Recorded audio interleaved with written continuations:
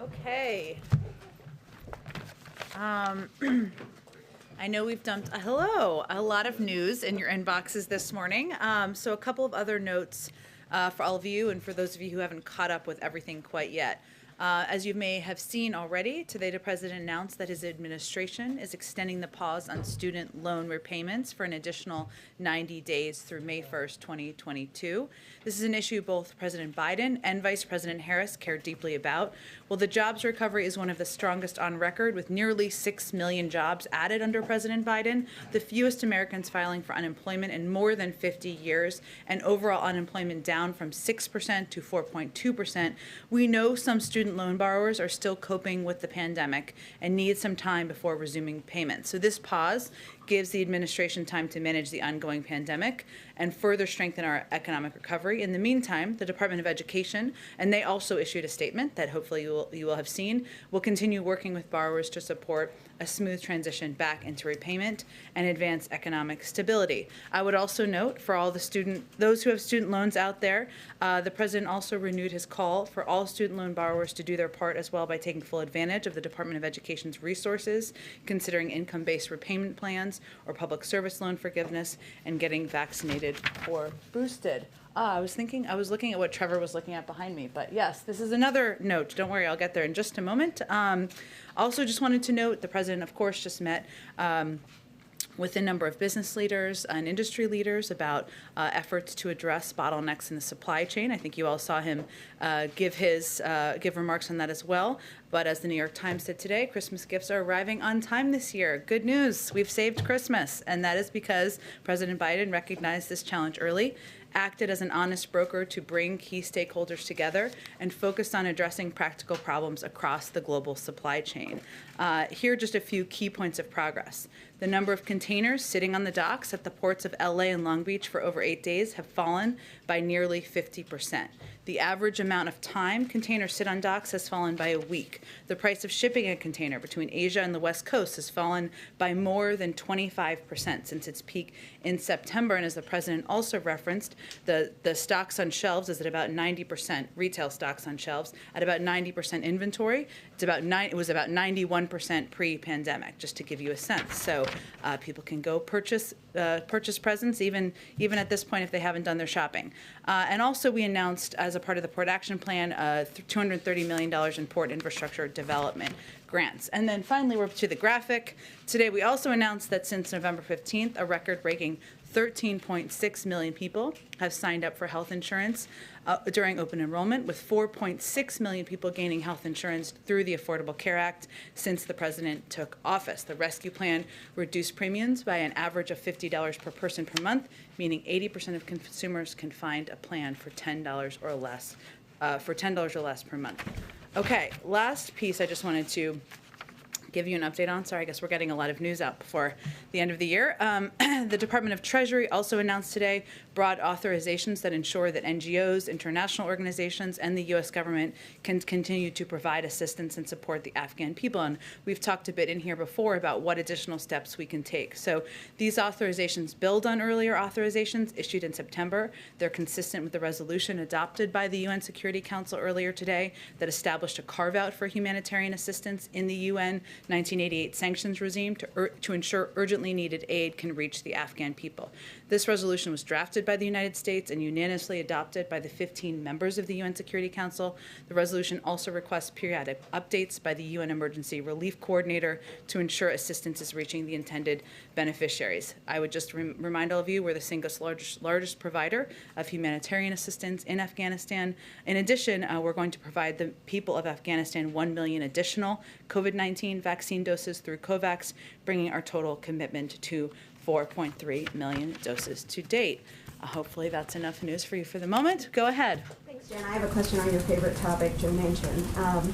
Senator Mitch McConnell and John Cornyn are two Republicans of a few trying to get him to switch parties. What's the White House response to that, and is the president doing any sort of counter effort to keep him in the Democratic Party? Well, I know Senator Manchin has been asked about this himself and has spoken for himself, as I assume he will continue to do. I would just note that the president considers him a friend. He believes they share values about a range of things personally, but also about why they're in public service, which is to make life easier for working people across the country, to give people more breathing room, to lower costs of child care, of health care, to fight for good-paying union jobs. That's been a common topic of discussion, of course, between the president and Senator Manchin, but I would really point you to Senator Manchin to speak to that. Sure, and then the Secret Service announced that up to, there's been nearly $100 billion at a minimum stolen from the pandemic relief funds. Can you talk a little bit about how this happened, and if, now that the administration sees this problem, if you're ramping up any efforts to crack down on this kind of fraud? Well, I would note first that we expect them to clarify. This was also a concerning headline we saw ourselves, but there is no new research, data, or analysis of fraud here. So just to give you the specifics, what happened is there was just an adding up of 2 old IG reports of well-known challenges at small business loans in states getting out UI payments in 2020. And there's been a lot of reporting, I know, from the Associated Press and others about issues with some of those earlier programs. So it's also important to note that even those 2 older analysis combined payments that include mistakes in over and under payments, but it was a reference to 2 older IG reports. Okay, and then one more on COVID. The administration is working to gather 4 million doses of COVID-19 treatments by the end of January. Is that accurate? But is that accurate? You mean 500 antivirus? Which piece are you talking about here? COVID-19 treatments, monoclonal antibodies. Yeah, got it. Yes. So now that the FDA has cleared Pfizer's COVID, let me give you the exact numbers. So we'll continue your question, and then I'll give you the accurate numbers. My question is, why is it just 4 million? I mean, is that enough, considering we are now seeing some of these pills get cleared by the FDA? Vaccine hesitation is still a big problem, and we're seeing shortages in monoclonal antibodies nationwide. I mean, why not focus on surging production of these treatments? Well, I would first say that I know one authorization has happened. We have purchased 10 million Pfizer doses, 3 million Merck, and we'll be prepared to distribute them as another of our treatment options around the country as soon as supply is ready. I think, Doctor, I know there's going to be a COVID briefing later this afternoon, and I know that Dr. Fauci has spoken to this before, and I expect that he will be asked about this again on the difficulty of producing some of these antiviral treatments. And so we, of course, want to ensure that we are bringing to market and making available as many as we can, but that is a reality in the production of these as well. We also want people to be aware of. Go ahead, Phil. Trevor's like, I've asked all my questions. I'm done. Go ahead, Phil. I beat you, Trevor. That's a big day for me. I'm not trying to be flip with this question, but can you characterize where Build Back Better talks actually are right now? Like, are they back on? What's the process here in the weeks ahead, given some of the optimism we heard from the president last night? Sure, and I think you heard optimism as well, Phil, from a number of senators who came out of a meeting or discussion of the members of the Democratic caucus last night. And I think what's important to note there is that there is agreement by the vast majority of members that we absolutely need to move forward. And the cost of inaction makes it so that we don't have there's no other option, I should say. And I would say at this point, we expect there to be ongoing and continued conversations at a staff level. Certainly the president will be engaged with members and could be over the coming days.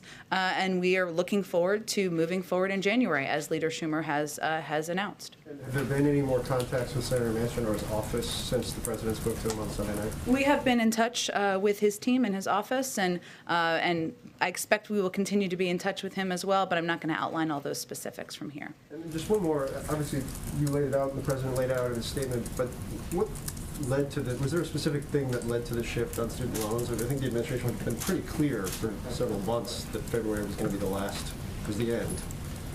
Was it Omicron? Was it a compilation of factors? Sure, I think a compilation of factors is certainly accurate, but I think, Phil, as much as we know that there's been a lot of progress in the economy, we know that, as was noted in the president's statement, that a number of people, millions of people across the country, are still struggling with the ongoing threat of the pandemic. Many of them are student loan borrowers. This is something the president's thought a lot about over the last several days in coordination and, of course, conjunction and discussions with the vice president, and it led to the decision to extend till May. Go ahead. So for the 500 million testing kits that you announced yesterday, when are you expecting that those will be kind of fully dispersed? Yeah, so let me give you a bit of an update on the process and kind of how it's working. So, as you mentioned, 500 million tests bought by the U.S. government will be distributed for free. Right now, the Department of Defense and HHS are executing on what's called an accelerated emergency contract.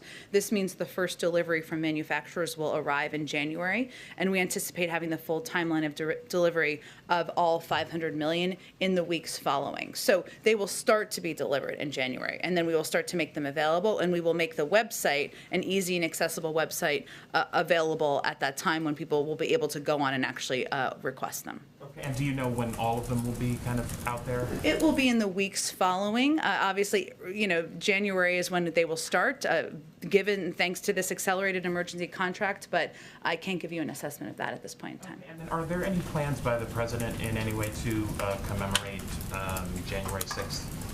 I don't want to speak on behalf of the president quite yet. We're still finalizing plans, but I think it's safe to say that the American people will hear from him on that day. But we'll have more to say, I would expect, as we get closer.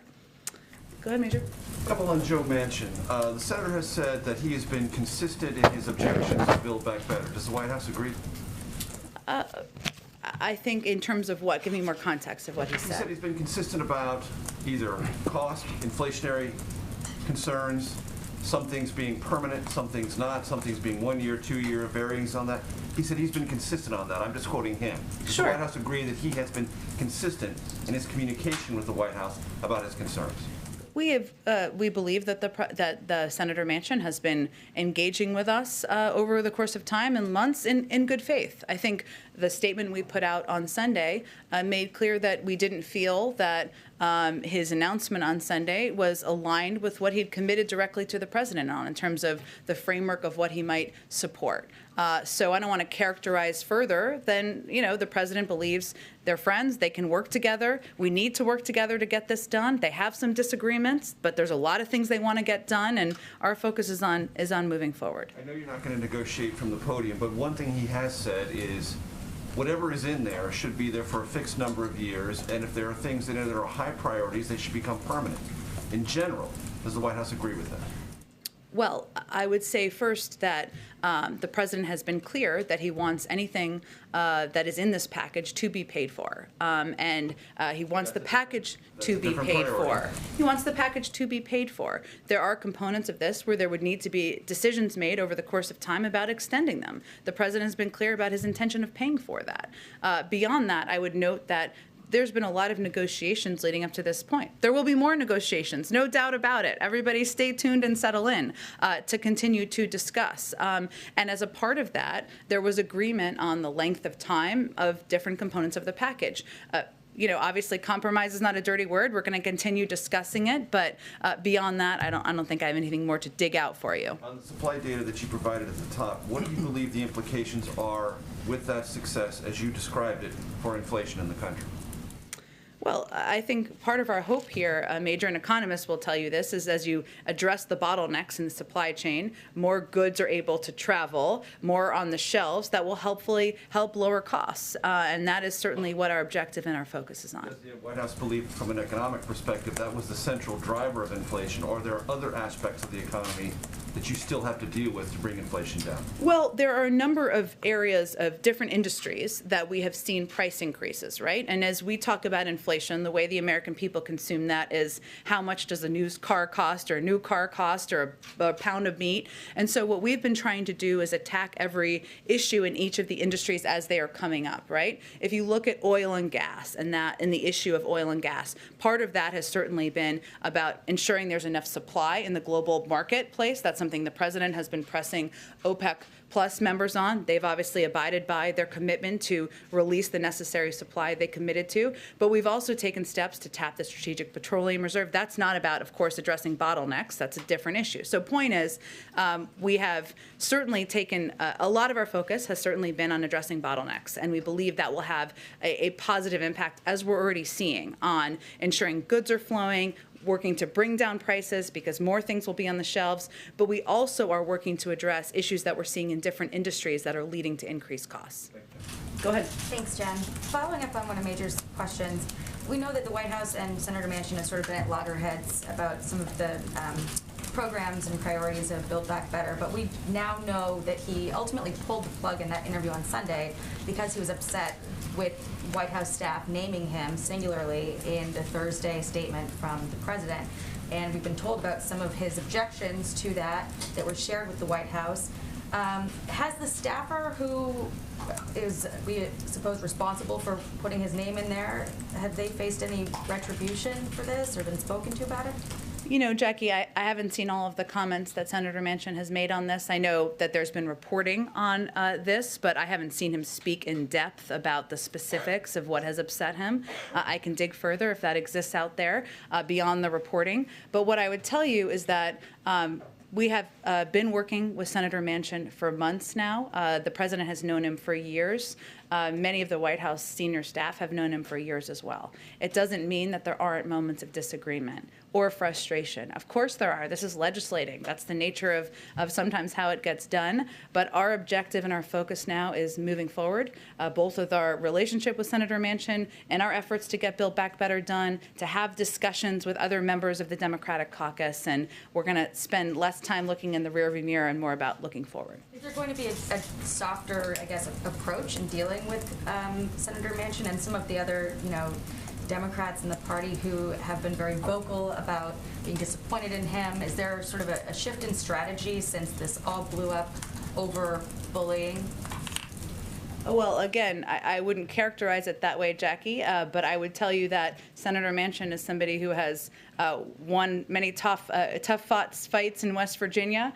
He comes proudly from a coal mining family. He's a pretty outspoken advocate for the things he believes in and the things he doesn't. And I would doubt he's a withering flower on the side of the road. So. Is Build Back Better being dead in the water the reason for extending the student loan moratorium? Well, we would disagree with that characterization, as I think nearly every member of the Democratic caucus would as well, and we're forging ahead to get it done. I just gave you an overview of why the student loan extension. Obviously, we're still battling a pandemic. We know that borrowers across the country, even as the economy has made progress, are still grappling with them, and this will give them a little bit more relief, and that hence is why the president and the vice president made this decision. Go ahead, Emily. Continuing on Build Back Better, up until last week when Senator Schumer was moving toward a vote by the end of the year, you had been deferential, saying the White House supported the strategy outlined by the majority leader.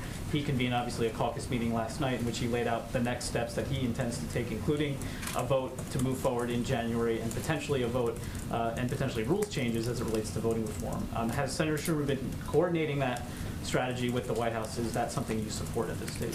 We coordinate very closely with Leader Schumer and work with him on legislative agendas, how to get things done, when to get things done, and work in partnership. And what the president's belief is on voting rights is that if the Republicans continue to obstruct, then we are going to look at what needs to be done to get it done. We're not quite there yet, but we, of course, will continue those discussions with Leader Schumer. You support the idea of moving ahead with a vote in January, even as talks with Senator Manchin might still be in an early stage of trying to build it back together. Oh, that was good. That was good there. We are, of course, continuing to press forward, working in close coordination with Leader Schumer. He hasn't called the vote yet, but we agree with and support his effort to get this done. On COVID, we heard the president do something we don't hear often yesterday, which is speak approvingly of his predecessor. He mentioned the fact that President Trump had gotten his booster shot, also gave his administration credit for getting the vaccine online. Can you talk about the strategy of invoking him there? Was this an attempt by the White House to speak to a population that maybe hasn't been listening to this president as it relates to COVID?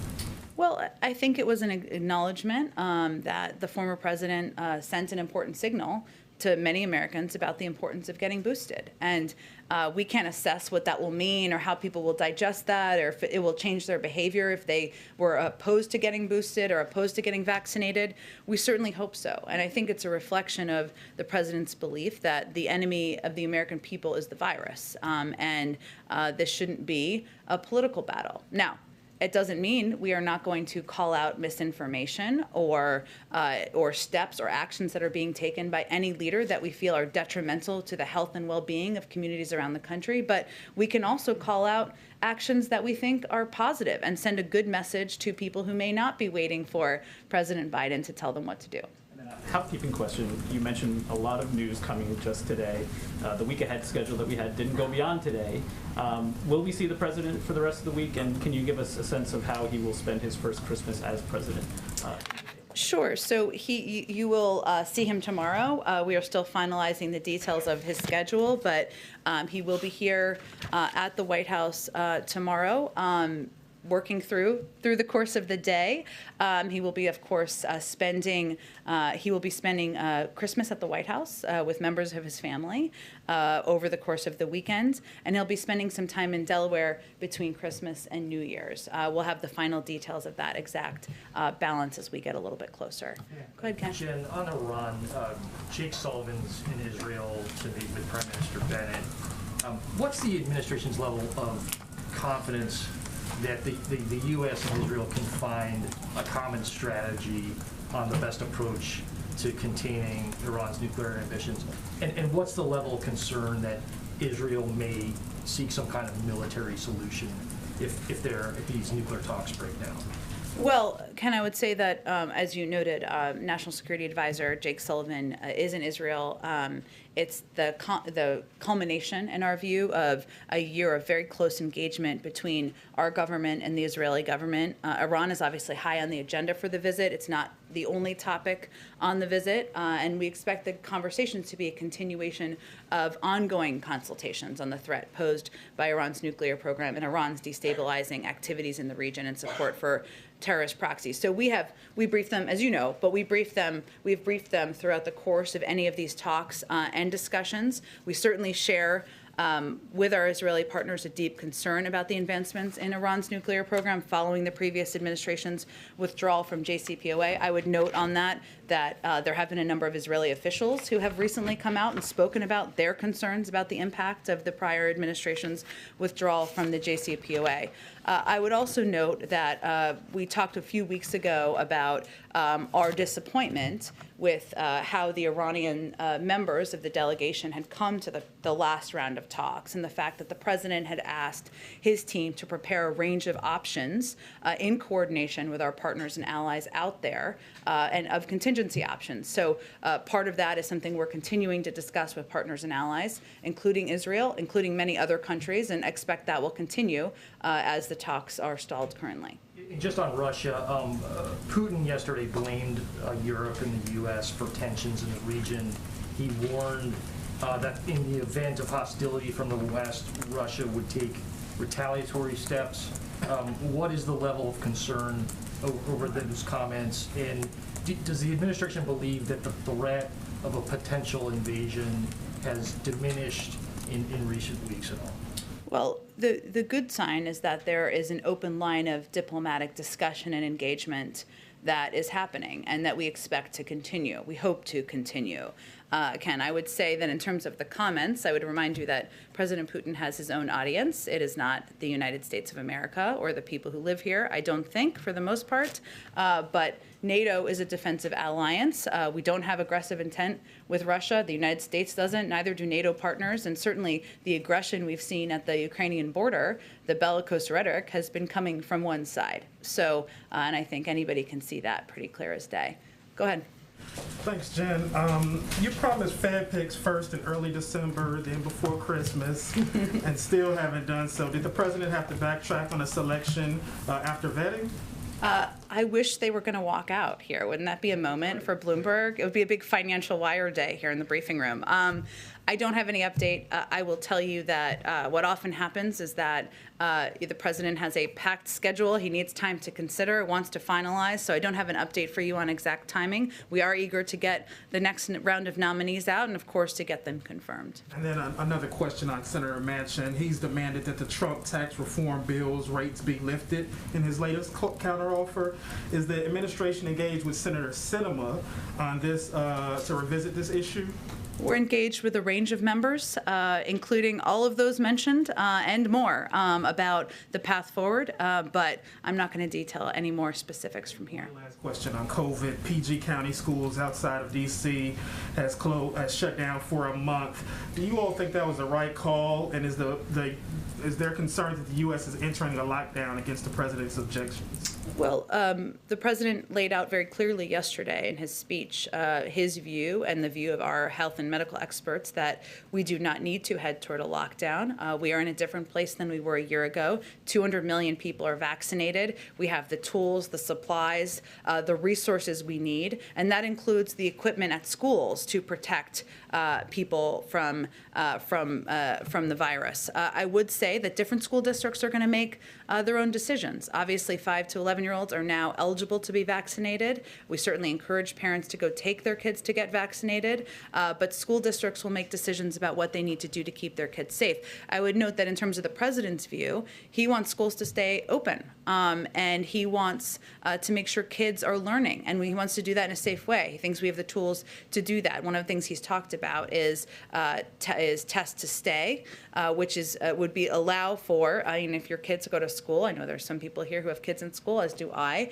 Typically, you might need a 10-day quarantine for a close contact. Different schools have different policies, and this policy would recommend both contact tracing and testing so that kids could stay in school. So that's one of the policies that he's talked about and we've been recommending. Go ahead, Mike. If I could go back to the 500 million tests. Sure. You talk a lot about being prepared. I think you talked about Boy Scouts and Girl Scouts yesterday. Yeah. So I just want to make sure I have this right. You don't yet have a contract or a contract to announce. You can't say when the website is going to be up, but sometime in a matter of weeks. You can't say how many tests people are going to be able to order at a time or whether there will be a limit on them. You can't say when they're going to receive the tests or how quickly they will be shipped, but that all of that will happen in a matter of weeks. Okay, so here's what people should know across the country. Right now, there are 20,000 testing sites that are available. We have quadrupled the size of our testing program in the last 4 months. That's not including the announcement yesterday. We are also working with FEMA to open up testing sites. One of the first will open up in New York City before the end of the week. So accelerated emergency contract means they're working to finalize the emergency contract. And it would be applicable to that would be all of the FDA approved testing. They would all be options for it, testing kits, right? We're not going to put the website up until we have the first batch of the 500 million, which we expect to get in January, because we don't want to create confusion for the American people out there. This is the biggest purchase that we have done to date. It certainly represents a significant commitment and a recognition by the president that we need to be doing more. But that's the status of where things sit. Is the website designed yet? The website will be ready to go when we have supply to be able to distribute, because we don't want to create confusion for the American people. Thanks. Go ahead. Yeah, thanks, Jen. Couple questions, and going back once again to Build Back Better.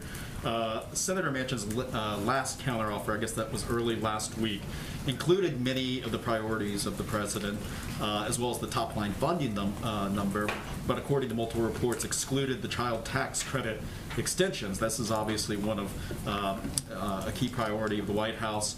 But as you now kind of reignite negotiations here and try to get something done soon, would the White House be willing, would the president be willing to exclude that policy from the Build Back Better package?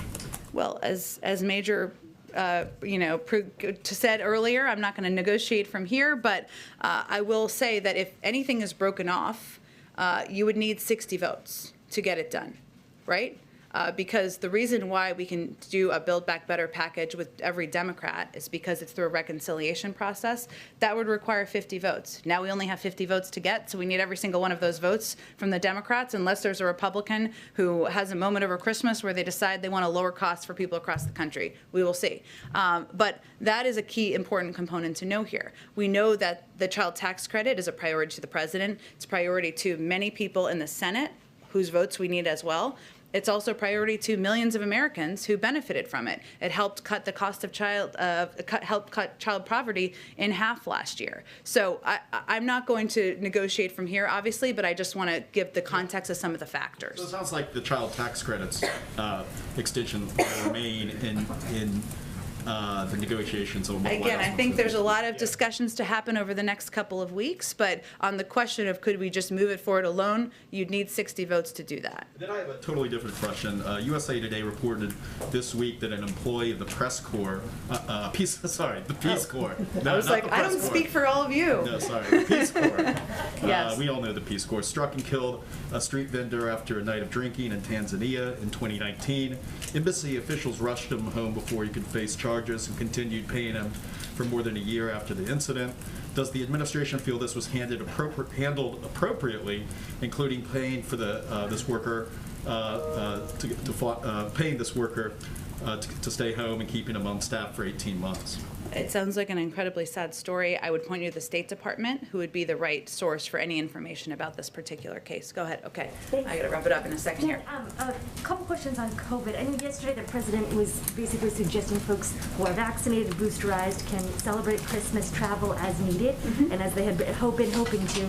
I just wanted to understand the disconnect between what he is advising and what the WHO has been saying, which is suggesting that folks should cancel their holiday plans and rethink some of that. And can you just explain to me what the administration's thinking is? Well, we abide by the CDC guidance and what their recommendations are, which continues to be, and I know there'll be a briefing later this afternoon, that if you are fully vaccinated, ideally boosted, that you can gather with your family members, and that continues to be the guidance we're providing to the American people. Any advice for the parents of young children who are under the age of 5 who cannot get their children vaccinated, what they ought to do this holiday season? I certainly understand that as a parent of a child under 5 myself. We understand one of the steps we're obviously trying to take is to make testing more available. We understand the frustration with that. We're trying to boost that as quickly, certainly, as we can.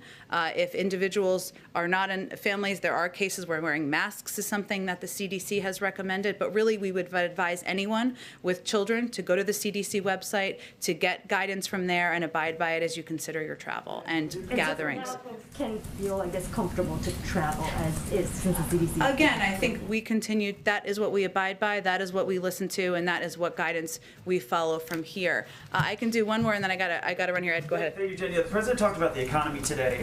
In the last Fox Business poll that was released on Friday and on Monday, registered voters were asked if the economic policies have helped them. 38% of registered voters said it hurt them. 43% said it made no difference at all. Also, 22% of registered voters say the president's policies are putting inflation, are getting inflation under control. It's only 22%. Half is saying that it's hurting inflation. At what point do you look at poll numbers like this and change course on economic policies? Well, I think our economic policies are driven by economists, not by polls. And what economists and our policy experts think will help to continue on the record of job creation, the record of economic growth, the greatest in 50 years for any president that we've seen over the last year.